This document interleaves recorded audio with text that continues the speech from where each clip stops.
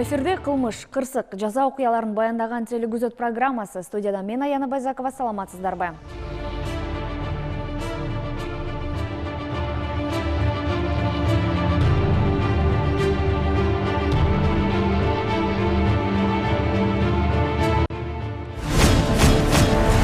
Чүйдө чогуу жашаган аялды өлтүрүүгө шектелип, изделип жаткан жаран кармалды. Бул тууралуу Чүй ОИПтен билдиришти. 2 мартта милицияга Сокулук районунда 1975 жылы туулган аялдын киши колду болгон тууралуу маалымат түшкөн. Аталган факты каттоого алынып, адам өлтүрүү беренеси менен кылмыш иши козголгон. Кылмышка шектүү катары бир нече жолу соттолгон 1975 жылы туулган жаран аныкталган. Ал из жашырып кеткен. 15 апрелде милиция кызматкерлери тарабынан издөөдө жүргөн жаран Ысык-Көл облусунда табылып, кармалган. Учурда тергөө иштери уланууда. 25 март күнү Нокен районунун аймагында жол куруп, оор атайын техника менен иштеп жаткан 2001 жылы туулган жаран артынан өтүп бара жаткан Нокен районунун 41 жаштагы туруунун сүзүп кетип, тебелеп кеткен. Кесепетинен жабырлануучу окуядан алган жаратынан улам каза болуп калган. Бул факты катталып, тергөө амалдары жүргүзүлүп, тиешелүү экспертизалар дайындалды. 13 апрель күнү тергөөнүн жүрүшүндө шектүү 2001 жылы туулган жаран 48 саатка камакка алынган. 15 апрель күнү шектүүнүн баш коргоо чарасы каралып, Нокен райондук соту тарабынан үй камагына чыгарылган. Ал арада видео тарап, жабырлануучунун жакындары милиция кызматкерин жулкулдатып жатканы көрүүгө болот. Бул учур боюнча бийлик өкүлүнө зомбулук көрсөтүү болуп катталып, териштирүү иштери жүрүп жатат.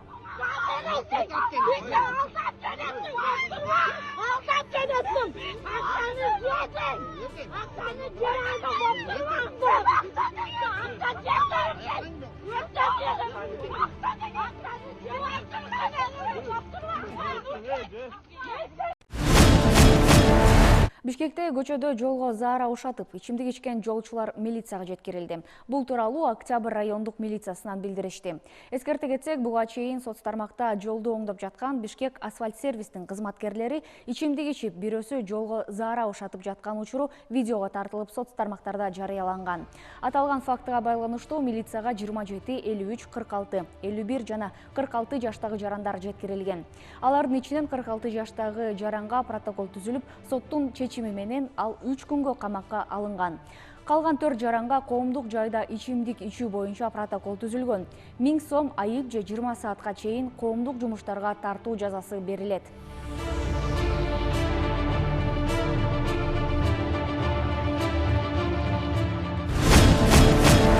Бишкек шаарынын Манас проспектисинде 6 унаанын катышуусунда жол кырсыгы катталып, анын кесепетинен жабыркагандар болгон жок. Болгону унаа ээлери материалдык чыгым тартты. Кырсык боюнча тийиштүү экспертизалар дайындалып, териштирүү иштери жүрүүдө. 5 унаа айып короого токтотулду. Биринчи унаанын айдоочусу кырсыктын башка катышуучуларына эч кандай дооматы жок экенин айтып, кырсык болгон жерден кетип калган.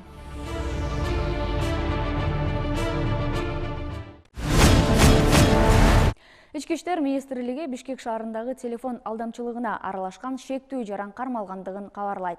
Апрель айынын соңунда милицияга Бишкек шаарынын тургуну арыз менен кайрылып, телефон алдамчылыгы тууралуу билдирген. Анда ага белгисиз адамдар телефон чалып, балаң жол кырсыгына кабылды деп 3000 акш доллары жана 5000 сом алып келүүсүн айтышкан. Финансовый пирамидаларды уюштуруп, элдерди бир башында алдоо жолу менен тартып, 1000 сом салсаңар бир жумадан кийин 1,5 сом болот, же болбосо 10 000 сом салсаңар бир жумадан кийин 15 000 сом болот деген алдоо жолдору менен фактылар көп болуп атат. Ошондон да бир Бишкек шаарынын тургундарына жалпы эле ошо өзүбүздүн жарандарга кайрылат элем. Ошондой алдамчыларга бир күмөн жараткан телефондорго чалуулар болсо, же болбосо бир телефондордун өздөрүнүн бир WhatsApp мессенджерлерге SMS-тер келсе, ошолорго дароо жооп бербей, сурап, керек болчу болсо 102 кызматына чалып, тактоо иретинде тактап алсаңыздар туура болот эле деген бир кайрылуу жасап кетким келип атат да. Андан сырткары бул Бишкек шаары өзүңүздөргө белгилүү болгондой, Кыргызстан боюнча жалпы кылмыштуулуктун бир 45% бул Бишкек шаарында болот. Ошого карабастан мына бүгүнкү күндө былтыртан баштап кайгылуу күзөт кызматы түзүлгөн. Өзгөчө биз коомдук жайларда болгон кылмыштарга жана ошондой эле уурулук фактыларына, тоноочулук фактыларына, шаардын бир орчундуу түнкүсүн көп эл эс алуучу жайларга ушу рейдовый мероприятие уюштуруп, ошонун негизинде бүгүн буюрса Бишкек шаарында көп кылмыш, коомдук жайларда кылмыштын саны кесе азайды деп айтып кете алам да, эң негизгиси. Аламөдөн районунда ок дарылар сакталган жай табылды. Бул тууралуу УКМКдан билдиришти. Аламөдөн районунун Каражыгач айылындагы Восход дачылык кооперативинде жайгашкан жеке менчик тилкесинин аймагынан жерге көмүлгөн желим баштык табылган.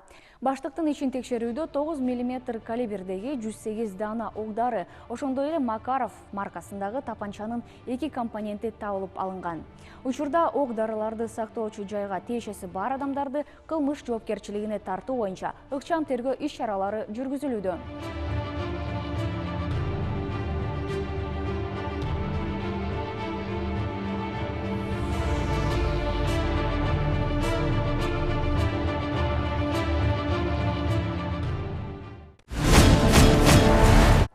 Бишкектин четиндеги тыгы цехинде адам урдоо фактысы боюнча издөөдө жүргөн жаран кармалды.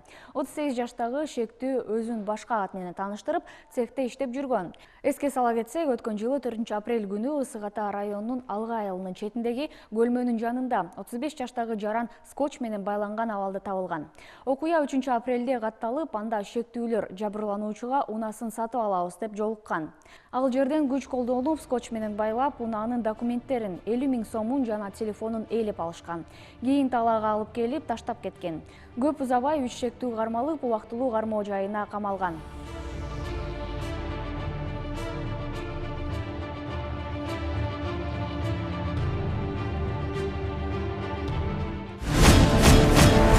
Бишкек шаарындагы түнкү клубтардын биринен мефедрон психотроптук заты табылып алынды.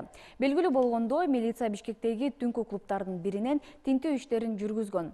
Анын жүрүшүндө 27 жаштагы жарандан мефедрон психотроптук заты табылган. Ошондой эле эмеректердин алдынан кичинекей 2 баштыкка салынган өзгөчө жыты бар зат табылган. Бул жол менен алдагы мефедрон психотроптук заты деп табылып, учурда тиешелүү экспертизалар дайындалды. Баңгизат колдонгон деген шек менен түнкү клубка келгендер жана ал жакта иштегендер медициналык текшерүүдөн өткөрүлгөн. Натыйжада түнкү клубтун 24 жаштагы ээси жана 27 жаштагы жарандын баңгизат колдонгону аныкталган. Тергөө түшүндүрүү алдын алуу иштерин жүргүзүү үчүн түнкү клубтун администратору, бардык кызматкерлери, эс алуучулар милицияга жеткирилген. Учурда иликтөө иштери уланууда.